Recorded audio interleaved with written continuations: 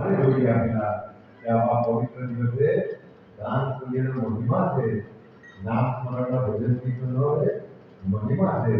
એટલા માટે આજે આખા ભારતભરમાં એ વિદેશોમાં પણ એ જન્માષ્ટમી વિશે ભગવાનનું ભજન કરે હતા.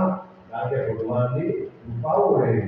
એટલે આપણે પણ આજે જન્માષ્ટમી બેસાડવાના છે તો સરસ રીતે ભજન કીર્તન અરે કઈ નહીં આવડે તો હરે કૃષ્ણની ધૂન બધાને બહેનો પણ ગાયા કરે. તો કારણ કે એ લીલાવાળા માસમાં 25 વર્ષથી રાત દિવસે ચલાવતા હોય તો આપણે તો બધા બહુ કમજોર લોકો કે એ નાઈટ પણ નહીં કરી શકીએ. એ લોકો 25 વર્ષથી રાત દિવસ ચાલે છે. એટલા માટે એ લોકો ત્રીજો હોય.